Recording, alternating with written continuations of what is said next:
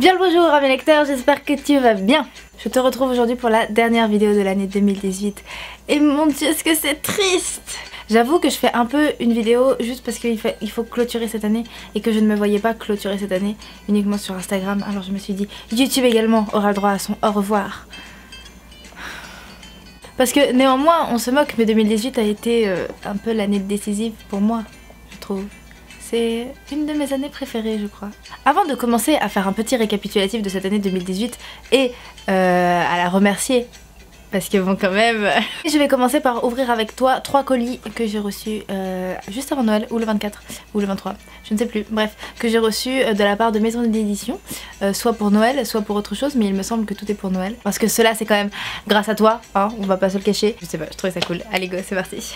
Je suis beaucoup trop loin de mon bureau, ce qui fait que si j'ai envie de m'accouder, je suis comme ça. Mais est-ce que ça ne veut pas dire que toi et moi nous sommes proches et que tu peux me voir dans n'importe quelle position? Non, c'était très... Le premier, ce sont les éditions Gallimard, mais je crois que c'est plus les éditions Folio, puisque vous savez que c'est la même filiale.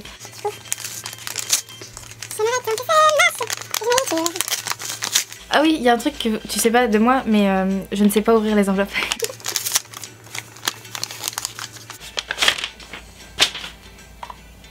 Ah oui, j'aime beaucoup. Je sais pas si tu connais, tu connais sûrement la collection 2 € de chez Folio. Eh bien, ils ont sorti un livre qui s'appelle Bonne Année qui regroupe tous les textes de réveillon qu'il y a eu dans la littérature depuis je ne sais pas quelle année. Et donc ils en ont fait un folio 2 € avec évidemment une petite lettre. Et ben moi aussi je vous embrasse. Quelle folle. À l'arrière, je poserai tous les livres, d'accord? Je pense que ça peut être une bonne chose. Passe aux éditions Stock. Je suis pas crédible.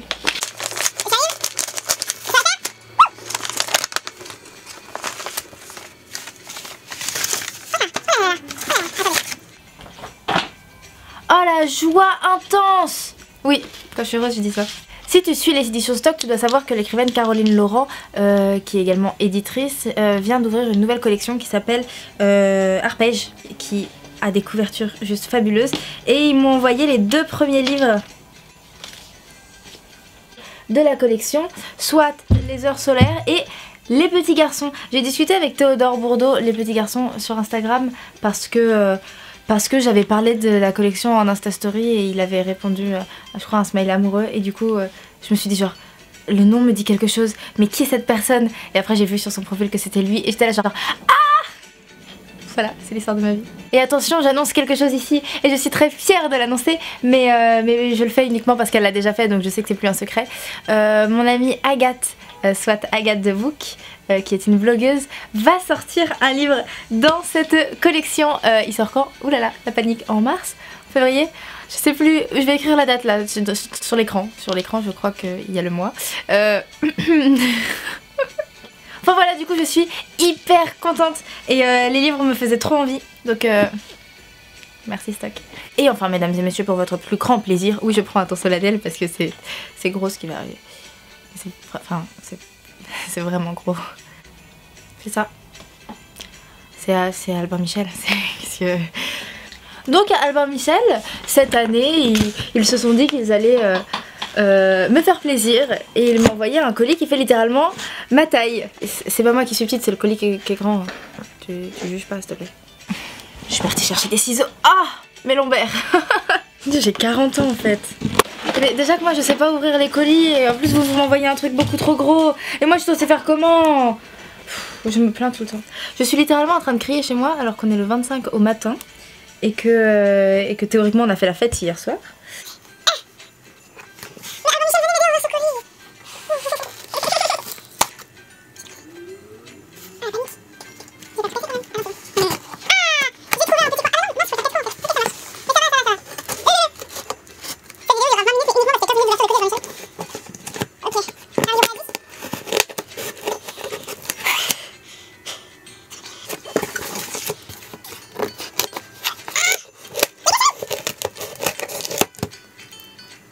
Bam.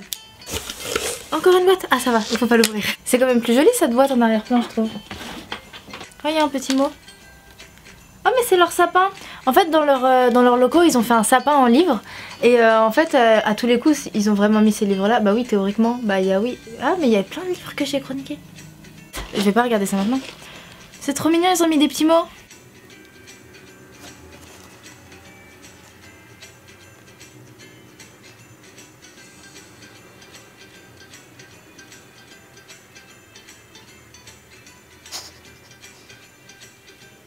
Oh non mais c'est trop mignon. Ça va, je suis pas une fragile. Mais non mais parce qu'en fait, ils ont écrit des mots mais personnalisés. C'est pas un bonne année. Ils ont vraiment écrit sur des choses qui se sont passées dans cette année. Ah c'est trop mignon. Michael et Claire, du coup je vous fais un gros bisou. Ah, faut pas que je pleure. Tu n'as pleure pas. T'es pas une fragile, ok? T'es pas une fragile. Des livres! Ça va, je savais pas qu'il allait avoir des livres dedans. Oh, c'est la rentrée de janvier! Il faut savoir qu'il y a plusieurs choses que j'aime dans la littérature. Donc il y a les livres et il y a les rentrées littéraires. Alors il y a... Je donne pas les noms des auteurs parce que je fais toujours des fautes. Je peux essayer, hein, mais bon, ça va plus être un sketch qu'autre chose. Les Imparfaits, de Sandrine Yazbek. Félix et la source invisible d'Éric Emmanuel Schmitt. Ah mais ça on connaît Éric Emmanuel Schmitt. Une sirène à Paris de Mathias Malzieu. Non, on le voit pas, si, on le voit. Et Un ciel sous nos pas de Leila Bassaïn. Alors comment dire que ces livres entrent dans ma palle?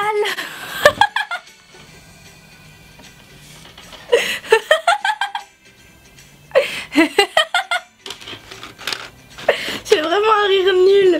Mais non mais en fait sur Instagram tout le monde dit pâle tout le temps pour dire pile à lire. Ils disent pâle et en fait, bah, déjà moi quand j'ai envie de lire un livre je mets pas dans une pile, je le lis et du coup ça me fait bizarre.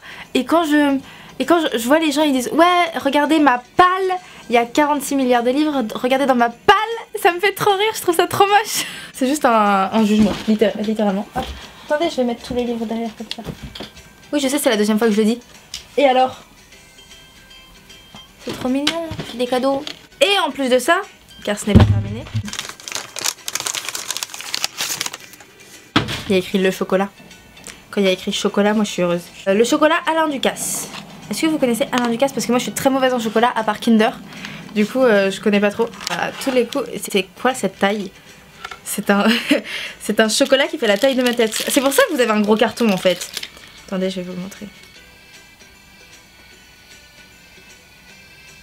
La question que je me pose c'est est-ce que je ne le goûterai pas en direct? Ouais mais il est beaucoup trop gros.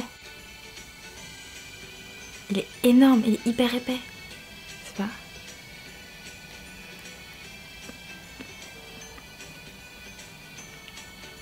C'est très bon. Ah oui, ça vaut pas le Kinder ça. Je suis choquée.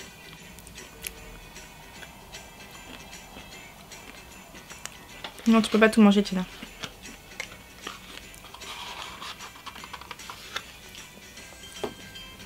Je suis hyper heureuse. Ma vie, elle est vraiment géniale. Du coup, maintenant, je pense que c'est parti pour un petit récap de cette année. Tout a commencé en janvier, comme chaque année. Je parcourais les comptes Instagram et là, je suis tombée sur le compte d'une personne qui, je sais pas, elle parlait de livres et ça m'intéressait. Et moi, je lis des livres, mais j'étais jamais critique, genre, j'étais pas fan de tout ça. Et là, ça m'intéressait. Et cette personne s'appelle Estelle et a un compte Instagram qui s'appelle Estelle Reads. Et une page Facebook aussi si tu veux y aller. Donc j'ai commencé à la suivre et au fur et à mesure je connaissais d'autres blogueurs puisque je regardais un petit peu qui est-ce qu'elle suivait et j'étais vraiment à fond, hein. Je l'aimais beaucoup cette personne alors que je la connaissais pas donc c'était bizarre mais c'est pas grave. Mon année continue normalement jusqu'en mars où le salon du livre arrive, le 16 mars exactement et je travaillais avec les éditions Folio et j'étais sur leur compte Instagram avec caché derrière des livres parce qu'on faisait la course au Folio et en fait les gens devaient me trouver dans le stand et après ils gagnaient un livre et Estelle a remarqué que c'était moi et on a discuté par message et on s'est dit bah viens on se voit au salon. Du coup on s'est rencontrés et en fait cette personne était tellement pleine de vie, de joie etc que je me suis dit mais j'ai envie de faire pareil qu'elle et je suis rentrée chez moi et j'ai lu un livre parce que je venais d'avoir un livre et je l'ai lu et j'en ai directement parlé sur Instagram. Voilà, c'est comme ça que ma première chronique est arrivée. Alors le livre c'était C'est moi de Marion Guillot et je me souviens que ma chronique c'était la chronique la plus nulle du monde mais genre vraiment, on va retrouver ça. J'ai cité « Tant pis si on loupait le buffet, on louperait déjà l'essentiel, la fin de l'histoire. Ce qui n'avait plus grande importance car la fin de l'histoire, à ce moment-là, tout le monde la connaissait déjà. Il n'y en avait plus d'autres et elle se résumait en 2 mots. Charlin en désintégration, dans un four à 900 degrés.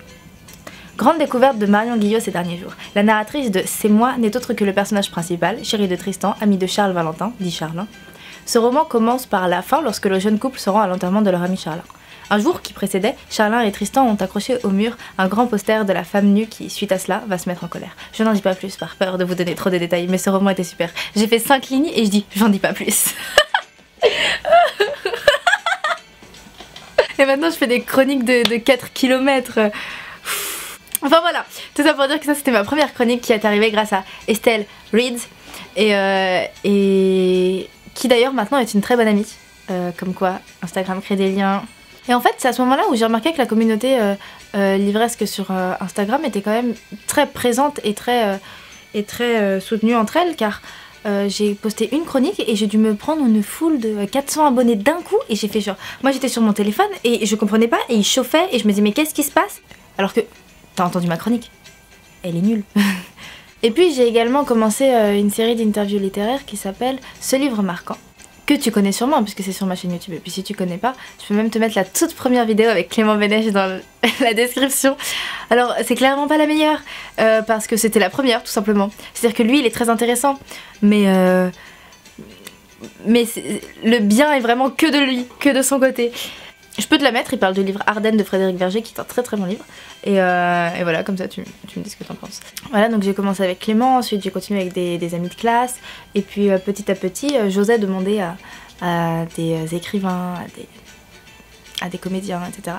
Et je me suis retrouvée avec un bon panel qui a fait que maintenant je reçois même des messages de personnes qui me demandent si elles peuvent participer au livre marquant. Et je trouve ça juste génial. En fait, c'est littéralement l'aboutissement de ce que je voulais faire. Cette série, elle est pas là pour que je rencontre des gens. Si, j'adore rencontrer des gens, mais c'est pas ça. Elle est pas là juste pour ça et elle est pas là pour faire la promo des gens eux-mêmes. Moi, je veux que une personne qui lit un livre et adore un livre, une personne qui est marquée par un livre me contacte pour me dire j'ai envie de parler de ce livre parce que j'ai envie que les gens le découvrent comme moi je l'ai découvert. C'est vraiment ça. Le but en tout cas n'est vraiment pas autopromotionnel. Si jamais un écrivain a envie de faire la promo d'un de ses livres, tous les journalistes sont là pour l'interviewer. Moi j'ai pas envie de faire ça parce que déjà j'ai pas envie de me retenir sur un livre et j'aime bien en découvrir d'autres. Donc voilà déjà 2 choses qui sont arrivées en 2018 qui sont déjà quand même des grosses choses quand on voit ce que je fais aujourd'hui. Et je ne suis que joie. J'ai continué un peu ce que je faisais, j'ai tenté des choses, j'ai parlé de livres en vidéo, j'ai fait des vlogs, j'ai été jurée d'un prix de poésie, j'ai fait plein de trucs et j'adore ça et je suis heureuse. Pendant cette année 2018, j'ai rencontré un nombre de gens formidables, juste ahurissant. Je sais pas, Eric Metzger, qui est très important pour moi, Adia de Charrière qui est une femme exceptionnelle, Xavier Demoulin qui est d'une gentillesse incomparable. Enfin, il y a tellement de personnes dans ce monde qui ne sont pas forcément là pour se faire remarquer, mais pourtant on les remarque tant ils sont sublimes. Et bien ces gens-là, je les ai rencontrés et je crois que c'est une des choses qui m'a fait le plus plaisir pendant cette année. Il y a également une personne que je voulais rencontrer en 2018, enfin que je voulais rencontrer même avant, mais que j'ai rencontré en 2018, c'est Jérôme Attal. Jérôme Attal que je suis depuis très longtemps parce que il est romancier, il écrit des chansons, il est adorable et en fait il est bien présent sur les réseaux sociaux, donc n'hésite surtout pas à aller le suivre. Et en fait je suivais tout ce qu'il faisait parce que j'étais fan de comment il écrivait. Et un jour, je l'ai rencontré. Je l'avais contacté pour qu'il participe au livre marquant. Il avait accepté. Donc rien que là, j'étais déjà... voilà. Et ensuite, en allant à une soirée dédicace du livre d'Adeline Fleury, Je tue elle, qui est génial, dans la librairie Libre-Champ de Léa, j'ai croisé Jérôme Attal qui m'a dit bonjour comme si on se connaissait. Et là, mais quand il m'a dit bonjour, j'étais... Et j'ai fait semblant d'aller bien. Je me suis dit, Jenna, reste naturelle, fais comme si tout cela était normal. Alors qu'en vrai, j'étais très heureuse. Bon, en vrai, je l'avais déjà vu une fois avant, mais je devais juste lui passer un message et partir parce que je travaillais. Du coup, je vais pas vraiment parler. Mais il m'a proposé de la tarte. Je vais faire une Insta Story parce que je suis une meuf connectée. Je suis en train de manger du chocolat d'Albert Michel. Devant la caméra.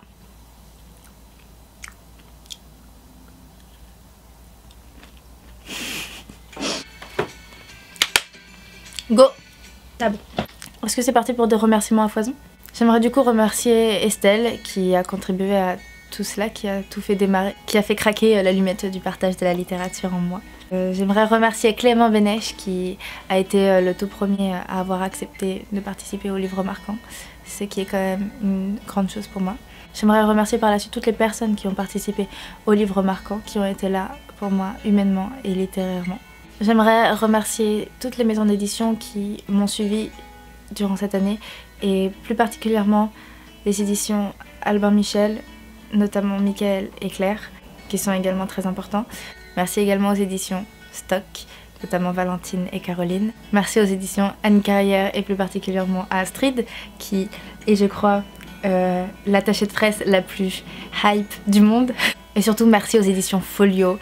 Je ne peux pas citer des noms, si je vais dire. Allez, merci Julie, merci Laetitia, merci David. Et merci Anne. Anne, c'est un peu tout le monde. Merci Anne. Merci à tous ceux avec qui j'ai passé des excellentes soirées de lancement. Merci à Olivier, merci à Mathias, merci à Adeline, merci Loulou, merci Erwan. Il y a trop de gens à qui j'ai envie de dire merci. Vous savez quoi? Je vais envoyer un message à toutes ces personnes individuellement pour leur dire à quel point ils sont importants pour moi. Je m'engage, donc si jamais je viens de te citer et que tu as reçu un message de ma personne, dis-le quelque part, comme ça les gens remarquent que je n'ai pas dit n'importe quoi. Enfin, voilà, c'était une sublime année. L'année 2018 est de loin ma préférée. J'ai tout commencé et rien n'est terminé et ça ne terminera pas maintenant. Du moins pas cette aventure, après cette vidéo là elle va se terminer parce que ça commence à être beaucoup trop long. Mais avant je voulais également te dire merci à toi, merci pour tous les messages que tu m'envoies, merci pour les photos de toi avec les livres que je chronique, merci pour le soutien quand ça va pas, merci de toujours me rester fidèle parce que ça n'a pas de prix.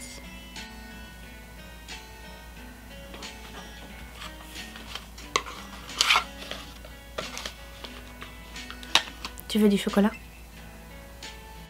Moi je vais arrêter cette vidéo ici parce que je suis trop dans l'émotion actuellement. En tout cas je suis ravie d'avoir passé cette année à tes côtés et j'espère que l'année prochaine sera d'autant plus belle. En attendant, j'espère que tu as passé un super Noël et que tu vas passer un merveilleux jour de l'an. Je te souhaite une très belle journée ou soirée pleine d'amour, de littérature et pour le reste, j'ai ma petite idée. Je peux faire une blague beauf? Oui, je vais faire une blague beauf. À l'année prochaine. Bisous.